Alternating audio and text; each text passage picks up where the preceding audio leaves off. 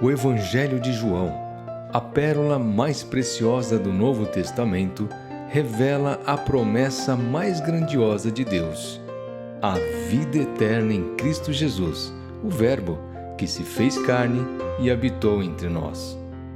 Em suas páginas, somos convidados a um banquete espiritual, onde a água se transforma em vinho, os cegos enxergam, os mortos ressuscitam e a luz dissipa as trevas. Através dos 7 sinais milagrosos, João nos revela a divindade de Jesus, o Messias prometido. Mas João vai além dos milagres.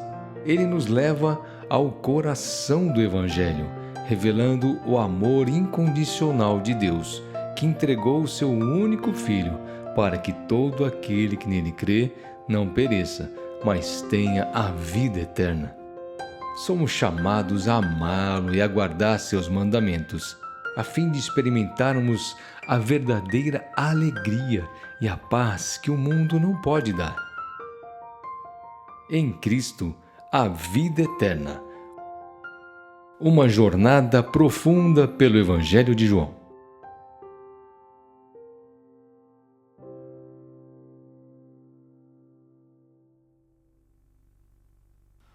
João 6, do 15 ao 21, está escrito assim: Sabendo, pois, Jesus que estavam para vir com o intuito de arrebatá-lo para o proclamarem rei, retirou-se novamente sozinho para o monte.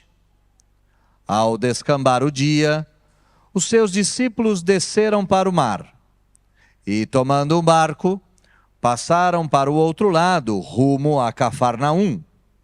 Já se fazia escuro e Jesus ainda não viera ter com eles. E o mar começava a empolar-se, agitado por vento rijo que soprava. Tendo navegado uns 25 a 30 estádios, eis que viram Jesus andando por sobre o mar, aproximando-se do barco, e ficaram possuídos de temor. Mas Jesus lhes disse: Sou eu, não temais. Então eles de bom grado o receberam, e logo o barco chegou ao seu destino. Feche seus olhos, baixe a sua fronte, vamos orar mais uma vez. Deus, obrigado pela sua palavra que foi aberta e foi lida nesse local. Rogamos que o Senhor venha falar conosco por meio desses poucos versículos. E que eu e você, e que eu e meus irmãos, saiamos daqui cheios do Espírito Santo, abençoados, consolados, confortados, corrigidos e, por que não dizer, refeitos. Fale conosco, ó Deus bendito. Precisamos ouvir a Tua voz. Essa é a oração que fazemos e a fazemos em nome de Jesus. Amém. Chegamos ao 5º sinal milagroso, miraculoso do Senhor Jesus no Evangelho de João. O primeiro sinal extraordinário foi a transformação da água em vinho. Jesus alterou as capacidades, as características físico-químicas da água, transformando-a em vinho. Esse é um dos milagres mais espetaculares que existem e que foram retratados na Escritura. O segundo sinal milagroso foi a cura do filho do oficial. O menino que estava à beira da morte foi curado à distância. Jesus não precisou ir até aquele rapaz para que ele fosse curado. Bastou uma ordem de Jesus e essa ordem atingiu em cheio a vida daquele menino. Este foi o segundo sinal milagroso do Evangelho de João. Terceiro sinal milagroso foi a cura do aleijado que jazia às portas, à beira do tanque há 38 anos. Um homem paralítico que esperava pela restauração. Jesus, com uma ordem, disse: levanta, toma o teu leito e pode seguir. E o homem, num só instante, foi curado. Esse foi o terceiro milagre. O quarto milagre foi a alimentação da multidão por meio de 5 pães e 2 peixinhos. E aqui alguns dados são espetaculares. Para alimentar aquelas 10.000 pessoas, nem 200 dias de salário seria suficiente. Para alimentar aquelas pessoas, me perdoem, obrigado. Para alimentar aquelas pessoas, nem todas as padarias abertas da época seriam suficientes para fazer pão. Para alimentar aquelas pessoas, nem todo o resultado da pesca de um só dia seria suficiente para alimentar a multidão. Diz a Escritura que Jesus, com 5 pães, 2 peixinhos, alimenta toda aquela multidão e ainda sobram 12 cestos cheios, um para cada apóstolo, um para cada discípulo. Esse foi o quarto sinal milagroso. Mas nós vimos na semana passada que esse sinal milagroso não estava relacionado apenas aos feitos extraordinários. Nós vimos que o maior sinal ou o maior feito foi a correção da perspectiva. A multidão está atrás de Jesus porque Jesus é um curandeiro. Os religiosos estão atrás de Jesus porque ele pode ser um profeta, um rei. Os discípulos estão atrás do Senhor Jesus, mas acostumados com o sagrado, que nem percebem quem ele é e a sua glória. E o que Jesus está fazendo, além desse sinal miraculoso, é corrigir a perspectiva de cada um dos seus discípulos. Então ele prova Filipe, ele prova André, ele faz com que todo aquele cenário seja um cenário pedagógico, um cenário educativo, e no fim das contas, Jesus vai dar uma grande lição nos seus discípulos, dizendo que as impossibilidades da vida não são impossibilidades para o Senhor Jesus. Que com o pouco se faz muito, e mesmo tendo uns pequenos começos, ainda assim é digno de gratidão. Jesus dá graças a Deus pelos 5 pães e 2 peixinhos, e toda aquela multidão foi alimentada. Pois bem, chegamos no quinto sinal miraculoso do Evangelho de João. E esse quinto sinal miraculoso é o andar sobre as águas. Jesus vai caminhar sobre as águas em direção aos discípulos que passavam por necessidades. E pensando nesse acontecimento, nesse cenário, nesse fato, nós podemos ter um tema, nós podemos ter um título para a nossa mensagem.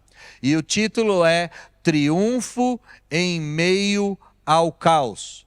E eu coloquei um subtítulo também, uma lição para a vida e da vida, ou uma lição de vida para os discípulos. Uma lição para a vida, uma lição de vida para a vida dos discípulos. Como é que o nosso texto começa? Eu comecei a leitura trazendo o versículo de número 15.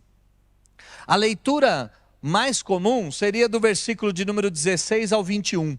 Mas eu achei por bem trazer o versículo de número 15 para que nós entendamos uma diferença central de Jesus para os seus discípulos, do Senhor Jesus para a nossa vida, do Senhor Jesus para a vida de todo ser humano.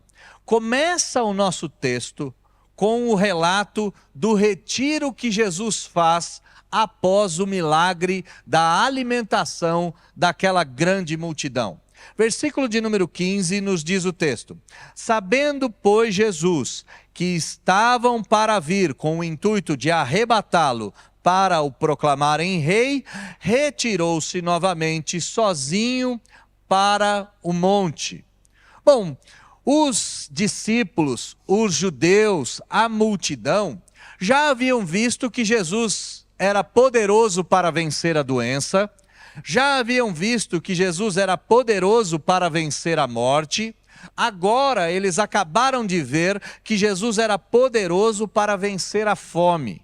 Imediatamente, eles atrelaram a figura de Jesus com a figura do rei Davi, ou a figura da promessa de que um grande rei, como Davi, restauraria Israel. Traria a Israel segurança, traria a Israel fartura, traria a Israel proteção, traria a Israel vitória. Lembre-se que nesse contexto, o território da Judéia é um território que está sob o domínio do Império Romano.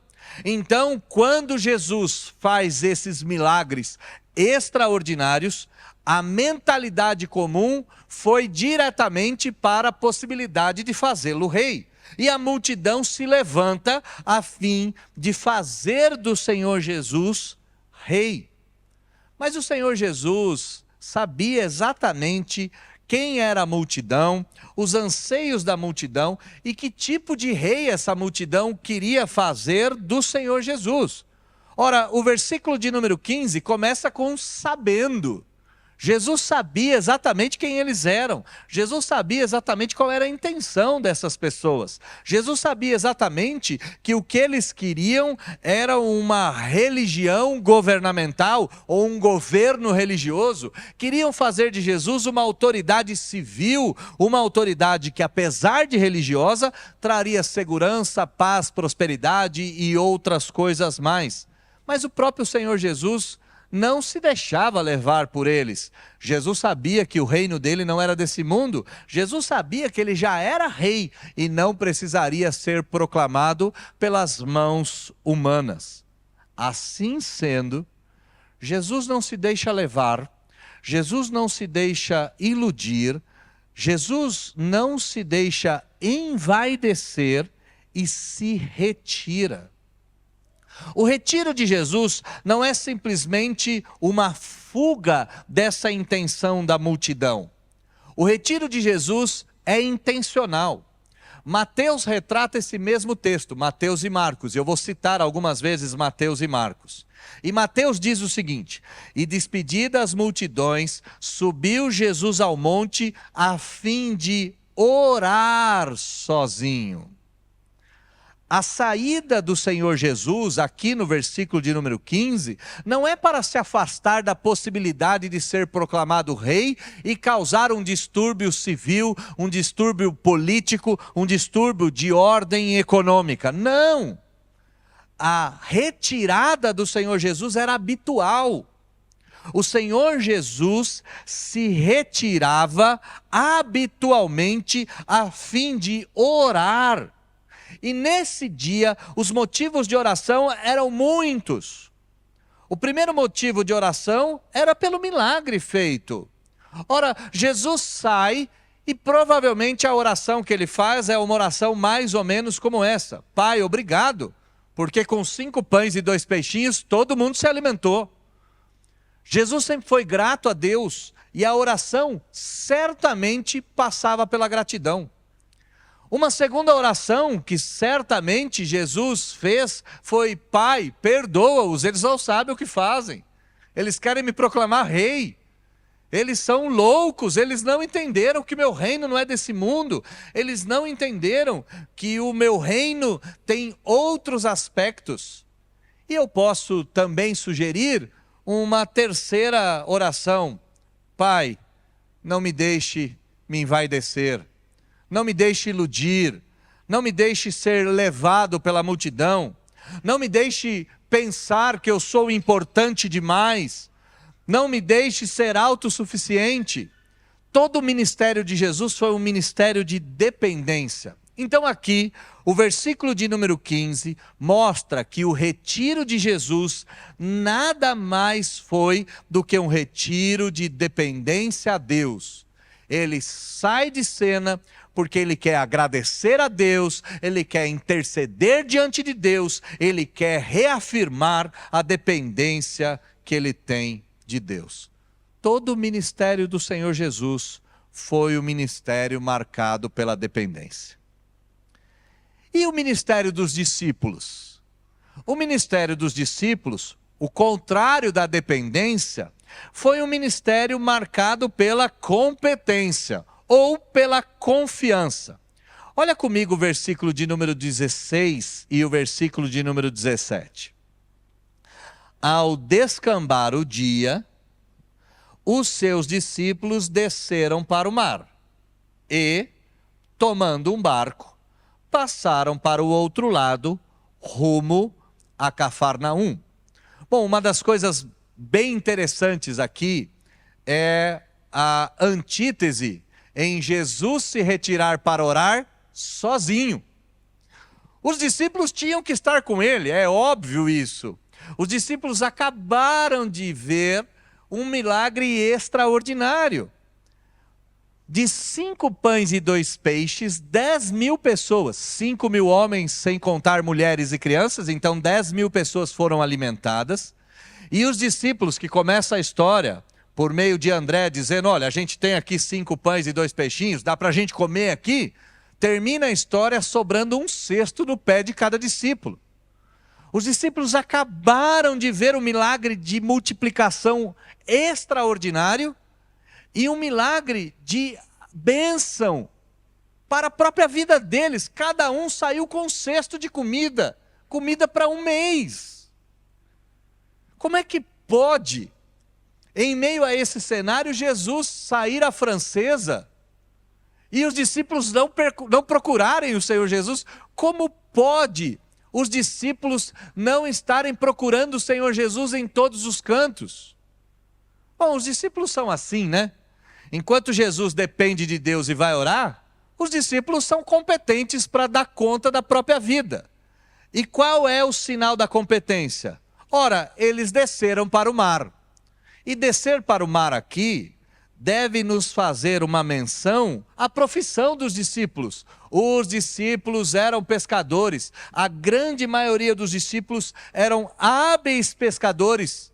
E pescavam no mar da Galileia, pescavam no mar de Tiberíades. Eles conheciam essas águas há muitos anos. Eles conheciam as praias, eles conheciam os peixes, eles conheciam os barcos, eles conheciam aquele lugar.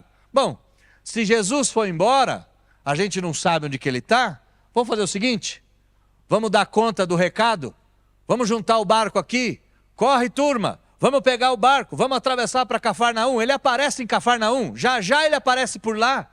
Cafarnaum era o centro missionário dos discípulos, Cafarnaum era o centro missionário do Senhor Jesus. Então eles descem para o mar e entram na embarcação e passam para o outro lado. Enquanto Jesus depende de Deus, o homem confia em si mesmo.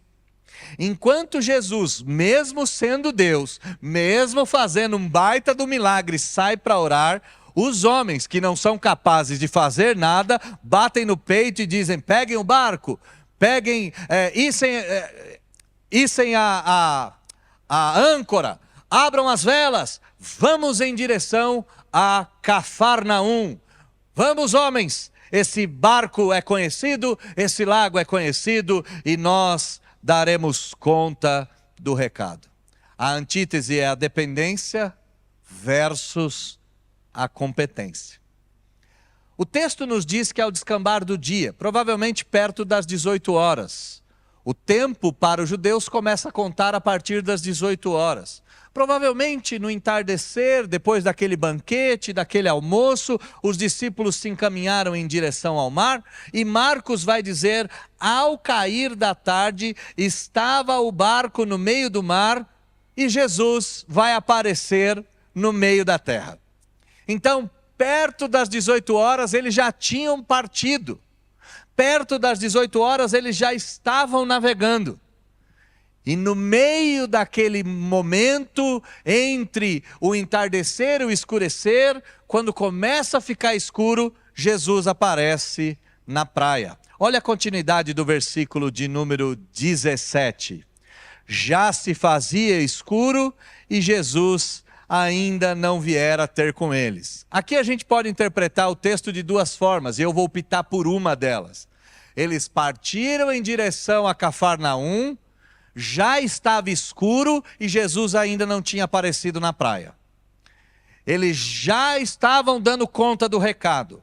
Eles já estavam confiando nas suas próprias competências. Eles já estavam em direção a Cafarnaum. A tarde já tinha rompido, a noite já havia começado, eles já estavam no meio do mar e Jesus ainda não estava ou não havia vindo para a praia. Pois bem, então nós temos o retiro da dependência de Jesus, nós temos o triunfo da competência dos discípulos, só que a vida é cheia de dificuldades.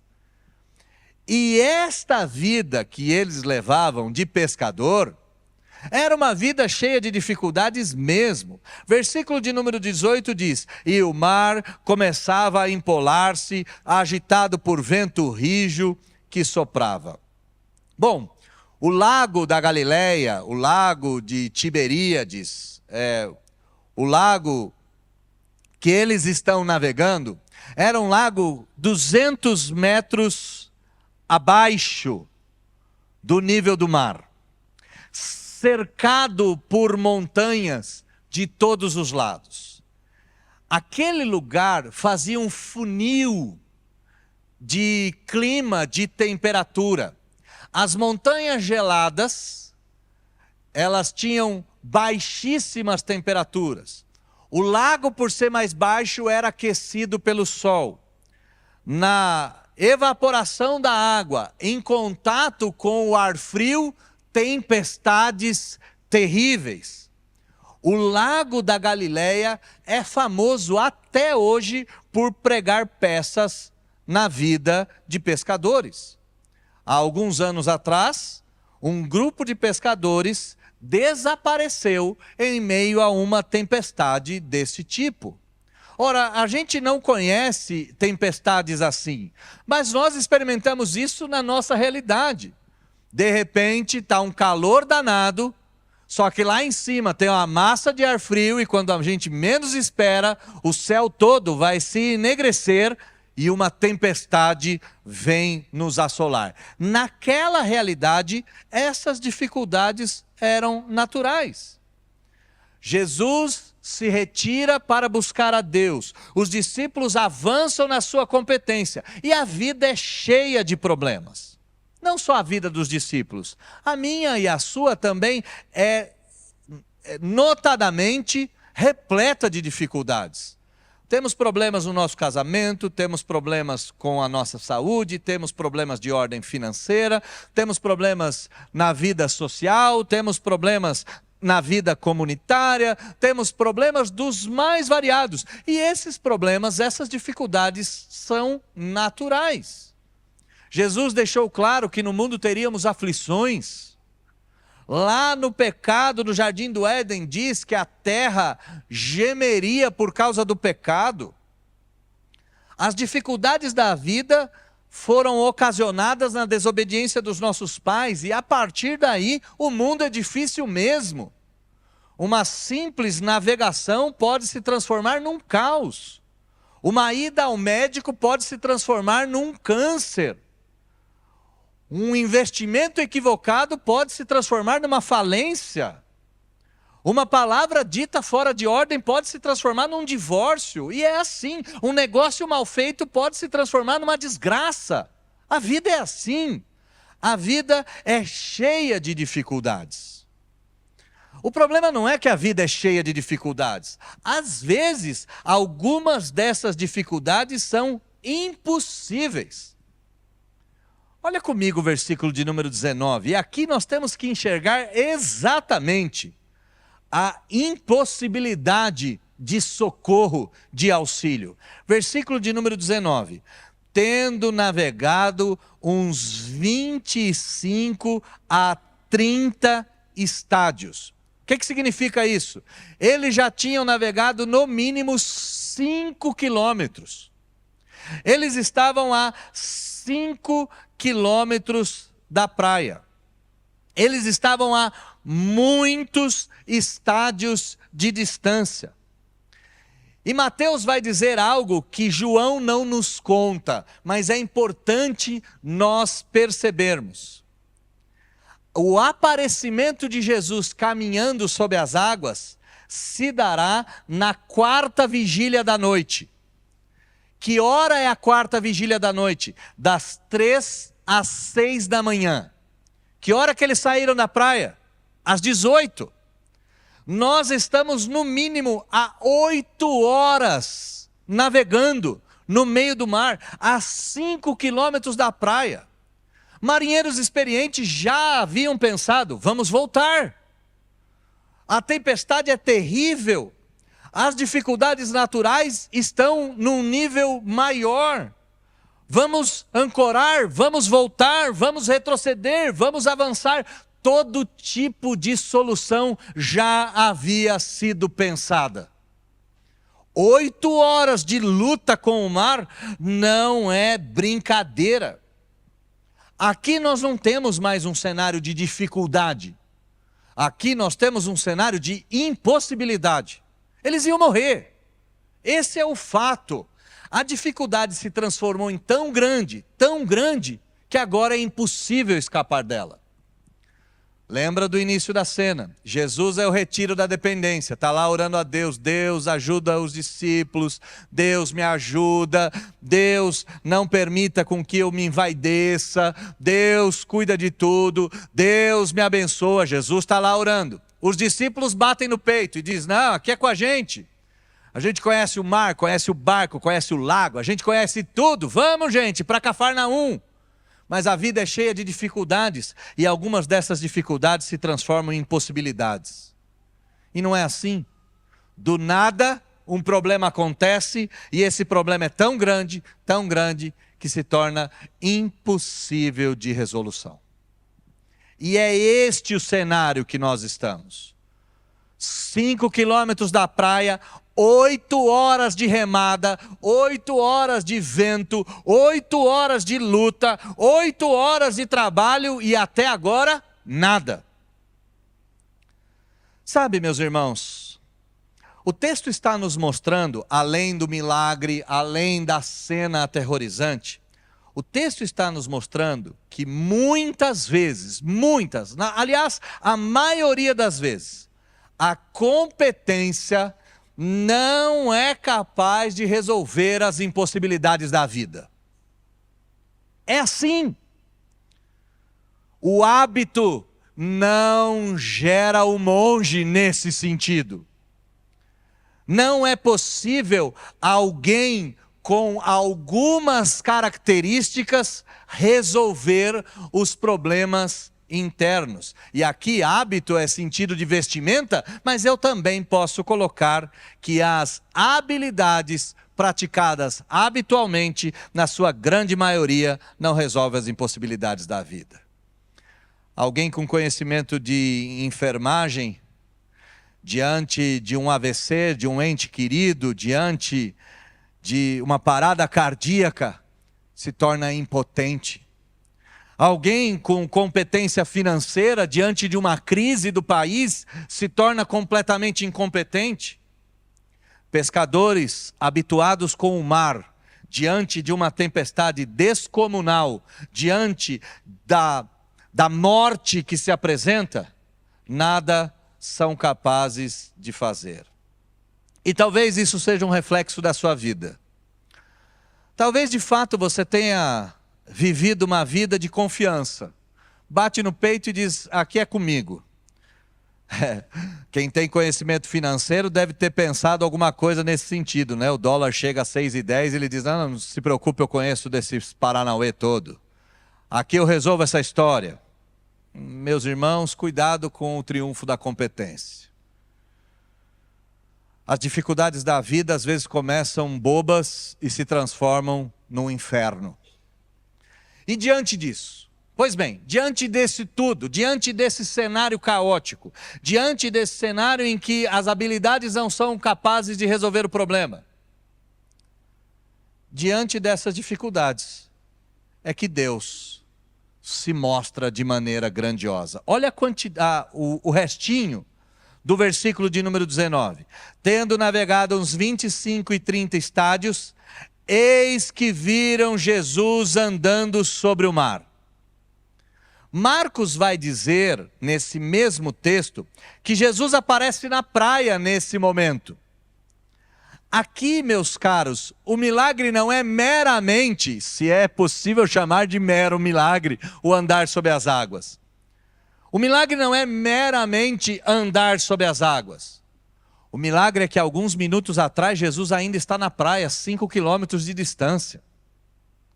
O milagre é que Jesus está vendo o que está acontecendo no meio do mar. Mateus vai dizer que Jesus viu que eles estavam em apuros. Olha que interessante o que o texto está nos dizendo.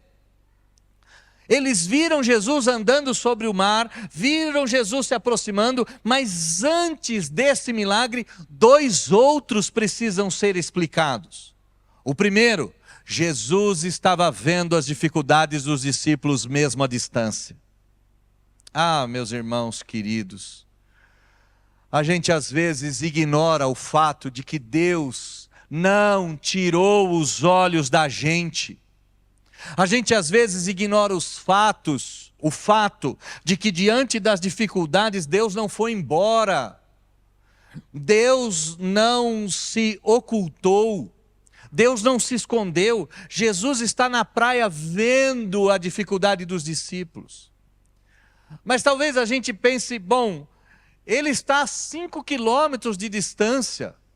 Como é que ele pode vir me ajudar? E a gente fala isso, às vezes, sem pensar. A gente diz, ele deve ter coisa mais importante para fazer. Deve ter gente na fila mais próximo a ele. Tudo isso é bobagem. Porque os 5 quilômetros de distância não foram páreos para aquele que muito amou, para aquele que amou os discípulos. Lembrem dos textos anteriores, Jesus colocou um cesto de comida para cada um. Jesus os alimentou de forma contundente. Ele haveria de falhar agora? Seria loucura pensarmos que 5 quilômetros seria uma distância exacerbada. E faz a relação, só para a gente ter uma ligação mnemônica, tá? 5 peixinhos não foram dificuldade para alimentar 10.000 pessoas. 5 quilômetros não foi dificuldade para Jesus ajudar seus 12 discípulos. Ele estava olhando, ele estava vendo, mesmo longe. Diz a Bíblia que de uma hora para outra, apesar das 8 horas de braçada, de uma hora para outra, Jesus se aproxima do barco. Jesus foi até eles, andando sobre o mar. Jesus andou aqueles 5 quilômetros num estalar de dedos. Jesus venceu a densidade da água e a densidade do corpo dele. Jesus foi caminhando acima da água, a tempestade, o vento, toda aquela agitação da água não foram páreos para derrubar o Senhor Jesus. E aqui nós temos a 5ª marca, ou o 5º milagre extraordinário do Evangelho de João. Ele vem andando sobre as águas, ele chega pelos discípulos ou para os discípulos, perto dos discípulos, andando sobre o mar. Ele sai para retirar-se e depender de Deus, enquanto eu e você confiamos na competência. Só que a gente é competente, mas a vida tem problema. A vida é páreo duro, a vida é um adversário cruel. E muitas vezes esse adversário coloca situações impossíveis. E diante das situações impossíveis, nós podemos sim esperar os milagres de Deus, porque Deus não está sujeito a tempestades, Deus não está sujeito a distância, Deus não está sujeito a 8 horas de braçada, Deus não está sujeito a nada e nem a ninguém, a não ser a si próprio. A gente de vez em quando pode confiar nos milagres de Deus. Sim, a gente pode confiar de que Ele pode vir até nós. Mas não é fácil isso. Não é fácil porque Marcos vai dizer que assim que os discípulos viram Jesus andando sobre as águas, eles gritaram de medo dizendo: é um fantasma, é uma aparição, é uma assombração. E eu confesso que se eu estivesse numa situação como esta, eu também diria que isso não está acontecendo. Mas eu e você não precisamos estar numa situação como essa. Às vezes entra um pedido que a gente diz: não é possível, esse pedido está errado. Para quem trabalha com vendas, às vezes cai um pedido que a gente diz: isso foi um erro, isso é um fantasma. Às vezes um resultado de um exame aparece completamente contrário e a gente diz: isso aqui deve estar errado, eu não acredito nisso, eu vou refazer o exame. Às vezes Deus faz coisas que a gente não acredita. E qual é a nossa reação? Dizer: isso não deve ser verdade. A gente só não diz que é um fantasma, mas a gente diz a mesma coisa: isso aqui não está acontecendo. Tem um equívoco aí. Essa venda não entrou, meu casamento não ficou bom do dia para a noite, meus filhos não se tornaram crentes do dia para a noite. A gente duvida, a gente olha para eles e fala: certamente isso daí é golpe. Tem conversa nessa história. Os discípulos estão fazendo a mesma coisa. Eles estão dizendo: não é possível. Isso é uma ilusão, isso é um fantasma, isso é o diabo, isso não pode ser Deus. Mas Deus é especialista em trazer paz em meio à crise.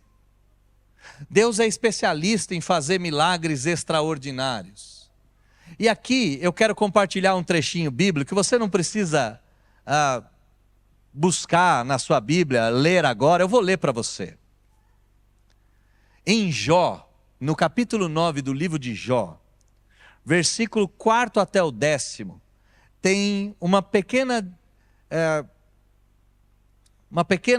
retrato de quem Deus é. E o texto diz: ele é sábio de coração e grande em poder. Quem porfiou com ele, quem brigou com ele teve paz. Ele é quem remove os montes. Sem que saibam, sem que os montes se deem conta, Deus na sua ira os transtorna. É Deus quem move a terra para fora do seu lugar. É Deus que mexe as colunas do planeta e o planeta estremece. É Deus quem fala ao sol e este não sai. É Deus quem sela as estrelas no seu local. É Deus quem sozinho que estende os céus. É Ele que anda sobre as águas do mar. Olha o que o texto diz. É Ele quem anda sobre as águas do mar. A gente precisa às vezes confiar que Deus é exatamente esse Deus. Não é a minha competência nem a sua competência que vai nos tirar das dificuldades da nossa vida. Não são as nossas habilidades, porque a vida é dura demais e de vez em quando as nossas dificuldades são tão grandes que é impossível resolver. E quando as coisas se tornam impossíveis, é aí que Ele vem. E Ele vem triunfando sobre as águas, Ele vem encurtando os quilômetros, Ele vem apaziguando as tempestades, Ele vem acalmando as águas, Ele vem trazendo paz em meio à crise. E Ele chega, e aqui é extraordinário, olha comigo o versículo de número 20. Eles ficaram possuídos de temor, mas Jesus ao chegar diz: não temam. É incrível isso. Como eu sou diferente de Jesus, pelo amor de Deus, eu sou muito diferente. Se eu sou Jesus, os discípulos não ficaram comigo orando, resolveram embarcar nessa sozinho, primeiro que eu nem ia lá. Deixa eles morrerem afogados para aprender. Na hora que estiverem bem roxinho, eu tiro eles da água. E na hora que tirar da água, vão levar um sabão. Eu vou dizer: por que não me esperaram? Por que não confiaram em mim? Por que não estavam orando? Eu vou dar uma dura neles. Graças a Deus que eu não sou Jesus, né? Pro terror dos meus filhos, né? Daria o sabão sem limite. Mas Jesus olha para eles e diz: sou eu, meus amigos. Meus amigos, sou eu. Por que vocês estão com medo? Sou eu. Sou eu. Não temam. Sou só eu. É incrível isso, não é? Quando a gente confia na nossa competência e dá tudo errado, e a gente precisa de um milagre, e quando esse milagre acontece, mesmo se a gente duvida, porque os discípulos acabaram de duvidar, disseram é um fantasma, Jesus aparece e diz, meu amigo, por que você está espantado? Sou eu, não fica com medo, eu cheguei, eu estou aqui. E eu confesso a vocês que em meio aos dramas da minha própria vida, que fica tentando achar motivos para não ser abençoado, que fica tentando achar motivos para não ser sustentado por Deus, que fica tentando achar razões pelas quais o milagre não acontece. Um texto como esse deixa claro que Jesus não está me punindo, Jesus não está me açoitando, eu não estou passando pelo sofrimento que estou passando por algum motivo, é simplesmente porque a vida é assim. E em meio ao turbilhão da vida, eu não tenho um acusador apontando o dedo ao meu nariz, eu tenho um amigo que chega no meio da dificuldade, no meio da impossibilidade e diz, meu amigo, sou eu cheguei, não tenha medo.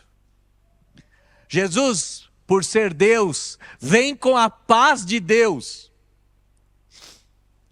Ele vem com a paz que só Deus pode nos trazer. Em meio à tempestade, 8 horas de braçada, 5 quilômetros da praia, uma dificuldade sem fim, eles estão à beira da morte e chega Deus dizendo, amigos, sou eu.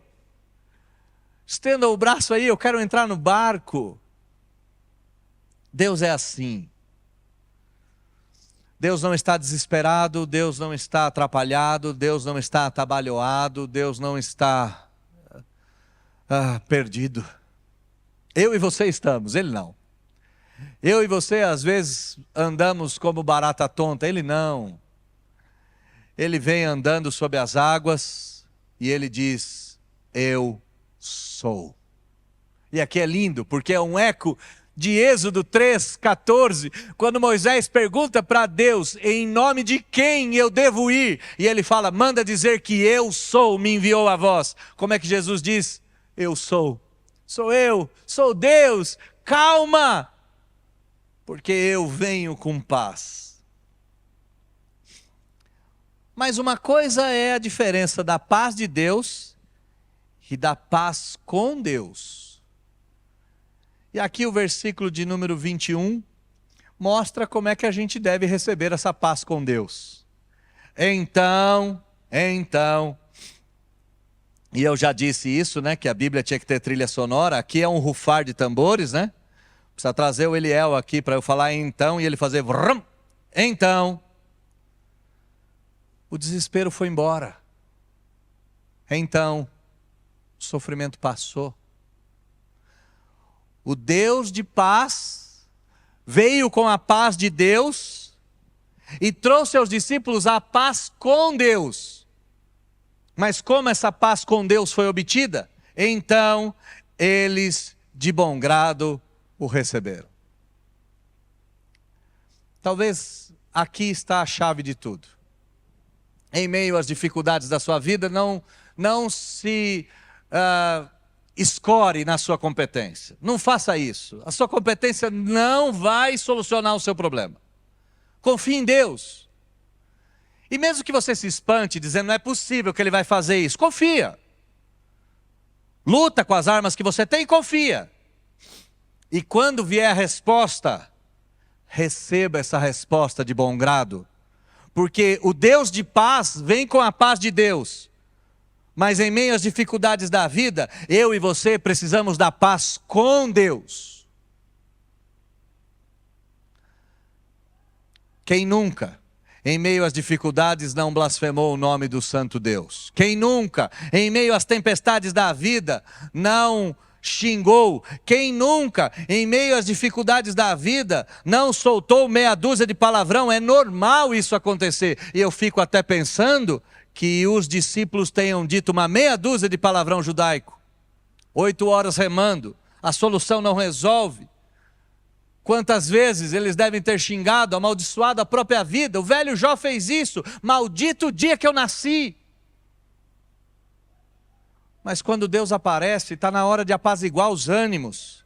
Está na hora de receber o bom Deus no barco da nossa vida. Está na hora de nos dar o direito de tê-lo conosco.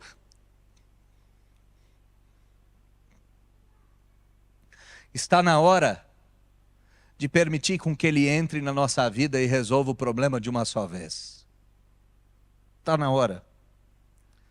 Está na hora de lançar os remos no mar. Está na hora de cortar a corda com a âncora. Está na hora de baixar a vela. Está na hora de cortar o leme fora. Está na hora de abandonar a competência. Está na hora de parar de dar murro em ponta de faca. O que os discípulos fazem? Eles recebem Jesus de bom grado. E como é que a história termina? A história termina num logo. Olha o versículo 21. E logo o barco chegou ao seu destino. Uau, que história incrível, que história fabulosa. Jesus é o sinônimo da dependência, os discípulos é o sinônimo da competência. Diante da vida cheia de dificuldade, a competência humana vai arriar. Diante das impossibilidades da vida, a competência vai naufragar. E é nessa hora que os milagres acontecem. E sim, é verdade que os milagres acontecem e nos enche de temor, mas no fim das contas é só Deus agindo. No fim das contas é só Ele trabalhando. No fim das contas é só Ele que está andando sobre as águas. No fim das contas é só o eu sou que está passeando por aqui. No fim das contas é só Ele, não é fantasma, não é maldição, é só Ele. E quando Ele aparece, o nosso grande desafio é deixar Ele navegar o nosso barco, é deixar Ele tomar conta da nossa vida, é nos entregarmos a Ele e confiarmos o nosso destino. A história termina dizendo que eles chegaram no destino. É lindo isso. Eles chegaram no destino. Eles chegaram no fim da jornada. Eles chegaram do outro lado de Cafarnaum. Aquilo que eles tentaram fazer sozinhos e não foram capazes, Deus fez por eles. Exemplos práticos. Você tem tentado com competência cuidar do seu casamento, está na hora de confiar que Ele vai ajudar. Você está tentando cuidar dos seus filhos, está na hora de você confiar nele. Está tentando cuidar das suas finanças, da sua empresa, está na hora de confiar que Ele vai cuidar. Está tentando resolver os problemas judiciais de todas as formas, está na hora de confiar. Está na hora de entregar a Ele o barco. Está na hora de confiar que Ele vai levar para o outro lado. Isso aqui é uma metáfora para a vida. E eu não estou dizendo que não aconteceu. Aconteceu exatamente como está o texto. Mas o texto é uma grande metáfora para a nossa vida. Eu não disse que o tema da mensagem era triunfo em meio ao caos. Uma lição para a vida, uma lição de vida para a vida dos discípulos. E eu acho que é isso que nós temos que aprender. Aqui está uma lição de vida, uma lição para a nossa vida. E que lição é essa? Meu amado irmão, Deus nunca te abandonou e não vai ser hoje que Ele vai te abandonar. Os olhos dele estão fitos em você. Ele pode estar até a 5 quilômetros de distância, mas os olhos dele estão fitos em você. Confia nisso, acredita nisso. Segundo aspecto, Deus é especialista em triunfar em meio ao caos. Ele triunfa em meio ao divórcio, Ele triunfa em meio à drogadição de filhos, Ele triunfa em meio ao câncer, Ele triunfa em meio à falência, Ele triunfa em meio aos problemas da vida. Ele costuma triunfar nas tempestades. E por fim, Ele é o único que pode nos levar à paz, à segurança e à tranquilidade. Qual é a lição de vida? Ele não esqueceu de você. Ele é capaz de te ajudar. E aquilo que você tanto busca, só Ele pode te dar. Quando você pensar nessa tempestade, troca pelas tuas. Quando você pensar nas suas impossibilidades, troque pelas tuas. Mas não se esqueça que existe alguém que é competente para nos ajudar. Existe alguém que é poderoso para nos ajudar. Existe alguém que, se a gente entregar o barco da nossa vida, o remo da nossa história, certamente Ele nos levará para um local seguro. Confia no Senhor, pois Ele concederá os desejos do seu coração. Feche seus olhos, vamos orar.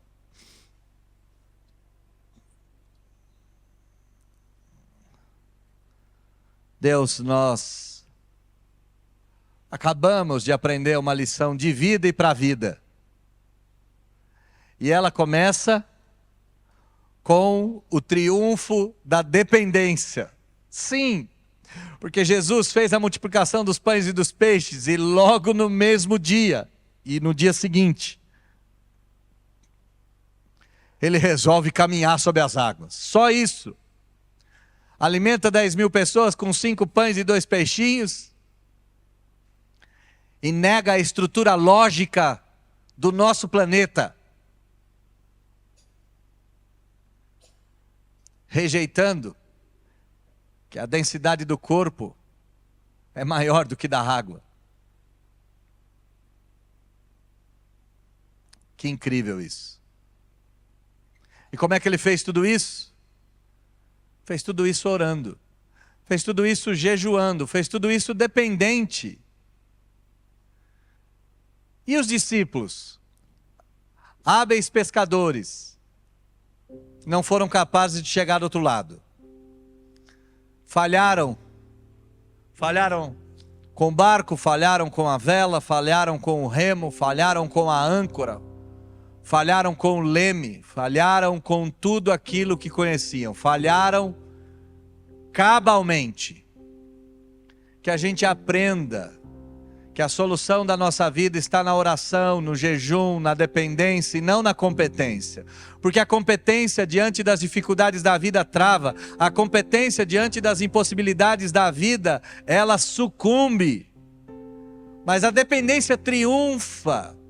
A dependência caminha sobre as águas, a dependência faz milagres extraordinários, a dependência faz a gente acreditar que os olhos do Senhor estão sobre nós, a dependência faz a gente experimentar a paz de Deus e a paz com Deus, a dependência faz com que a gente sossegue a alma, a dependência faz com que a gente estique o braço e permita com que Deus entre na nossa vida, e se esqueça dos problemas, se esqueça dos males, se esqueça das angústias, das 8 horas de remada, se esqueça da morte eminente.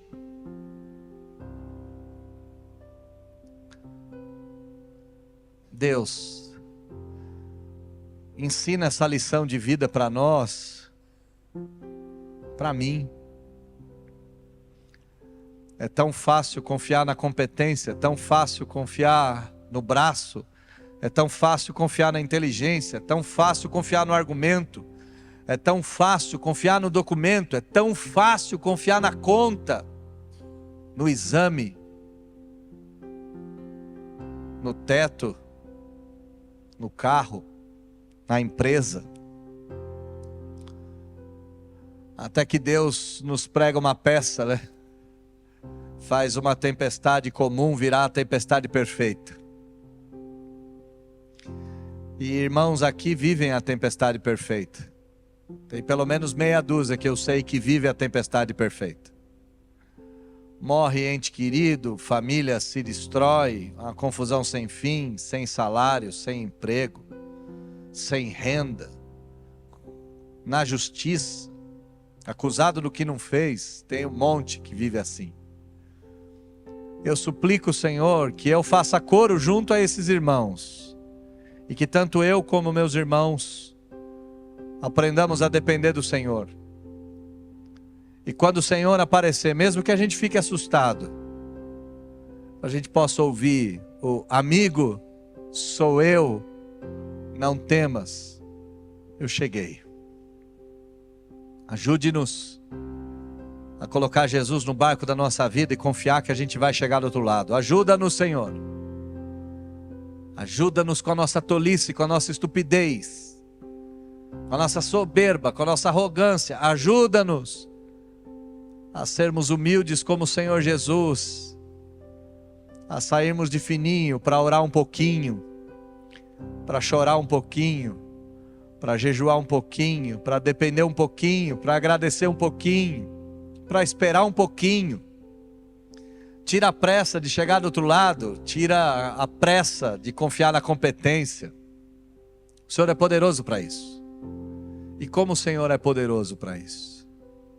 O Senhor fez isso tantas vezes, ainda faz.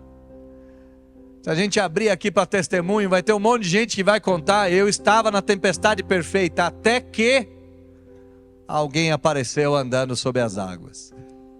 É assim, ué. Na vida é assim. Que na nossa vida seja assim mais uma vez.